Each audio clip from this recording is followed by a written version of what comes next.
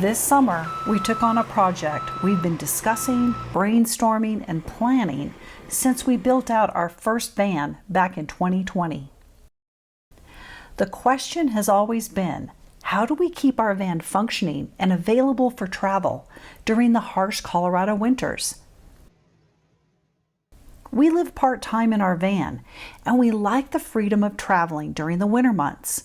So we either had to winterize the van and remove all the items that we didn't want to freeze every time we returned from one of our travels, or we had to rely on the van heater to keep the van warm during the times that we were home.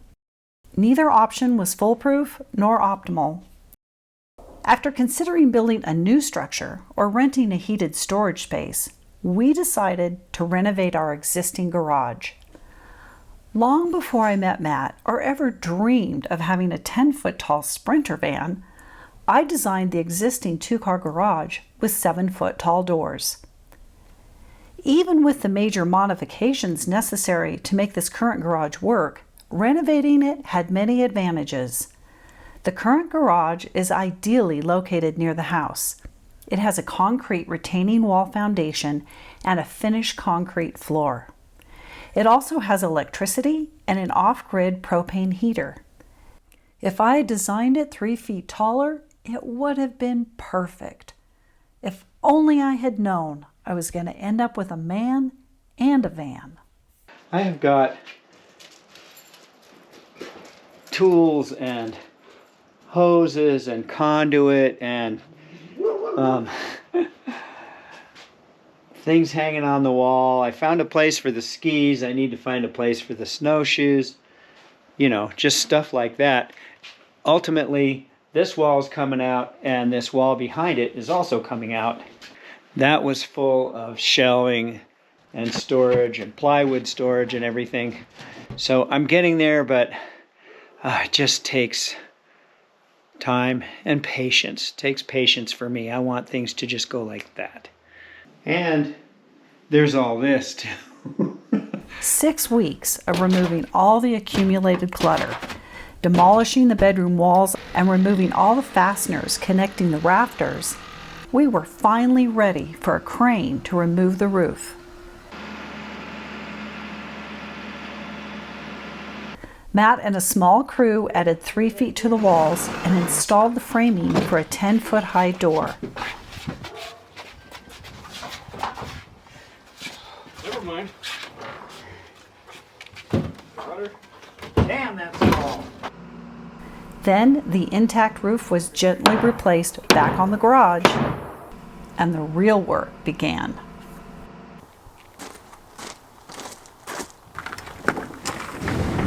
With Matt working tirelessly throughout the summer to finish the renovation, I finally convinced him to hire drywall and stucco crews to complete this beautiful garage transformation.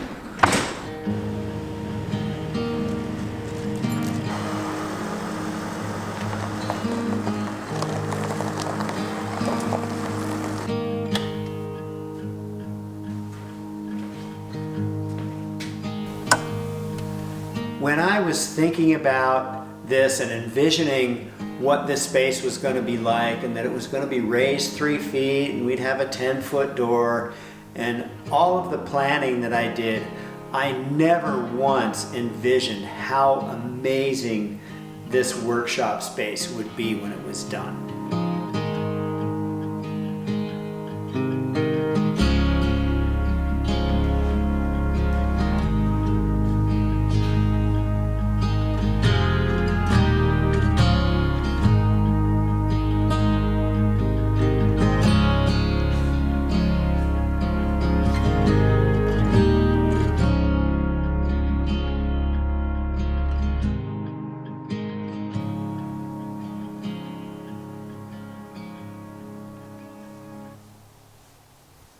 Having a space this size where I can literally pull my assembly table out into the room, and I can set up my table saw and put the extension table out, and I can get a 4x8 sheet of plywood ripped on this thing.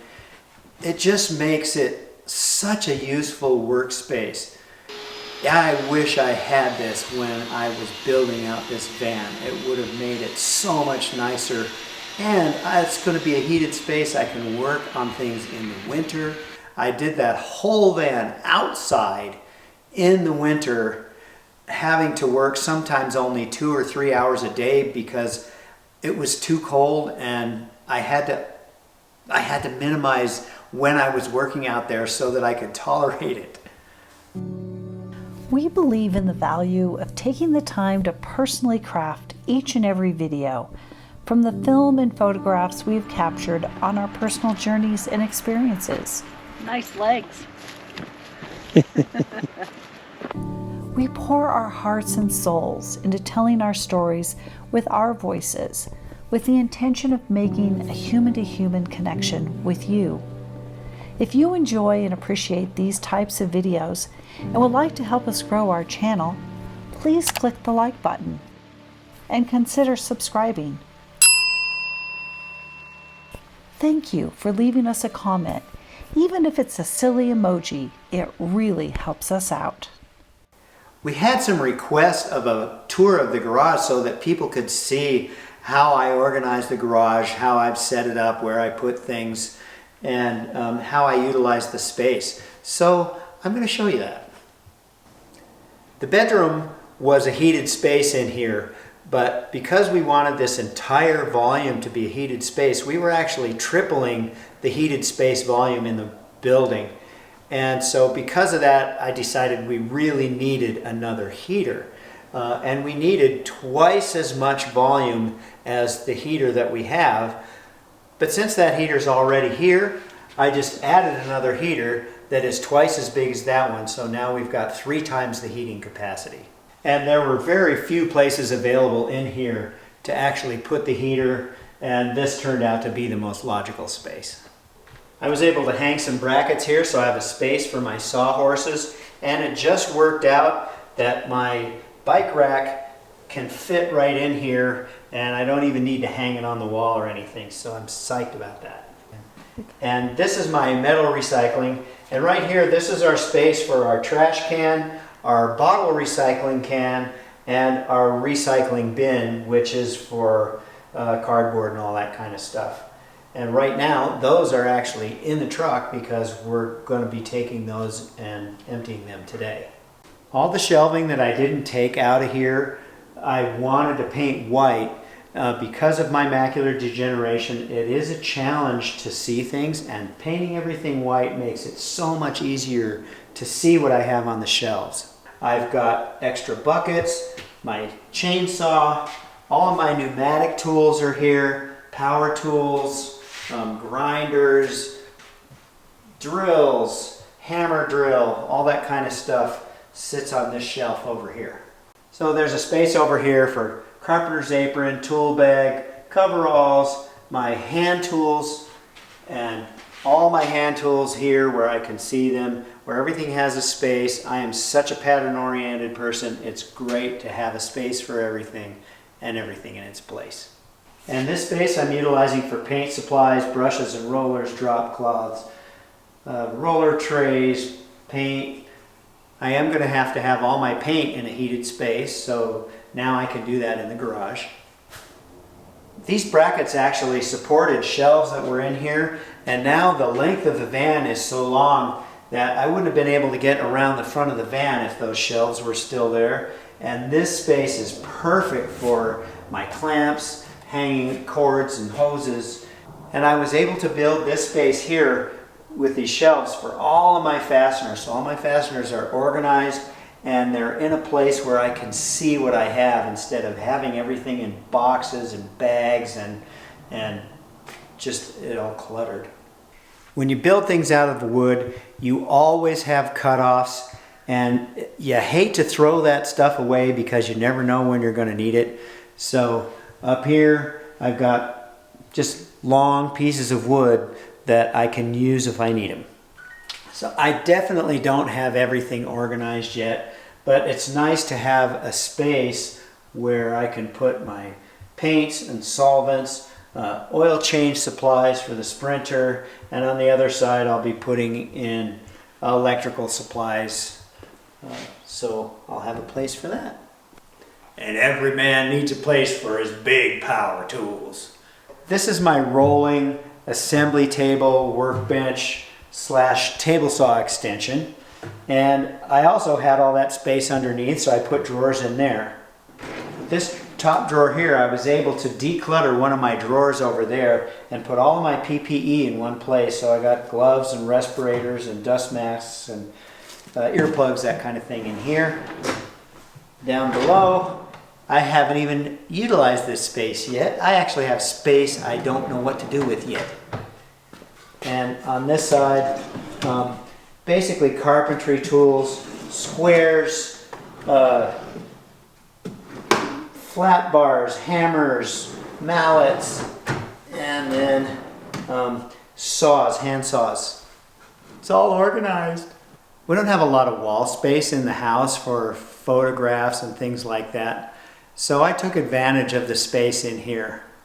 My dad was a test pilot, and in the 60s he went to Europe and did a whole test pilot thing in a double delta wing aircraft, and then he got this certification from them to be part of the Double Delta Club, and I thought that was pretty cool, so I hung that here over my workbench.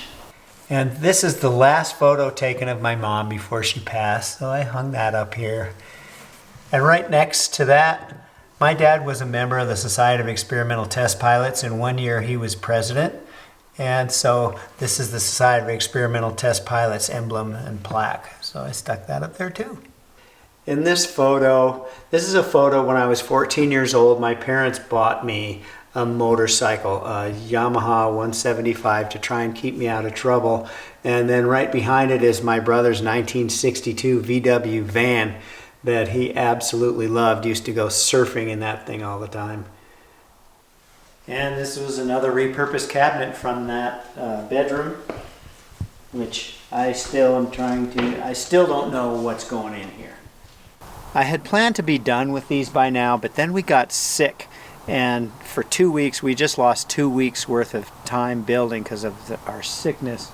This overhang is going to protect my kayak and maybe a few other things, some tools here. And then I'm building another one on the north side that's going to be a little bit wider, and that's going to be protecting my ladders and my raft frames.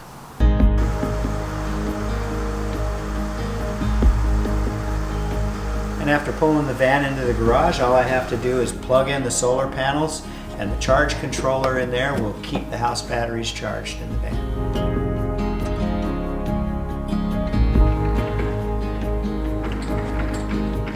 Last but not least, the garage can now function as a docking station for the van, setting us up for more long-term travel.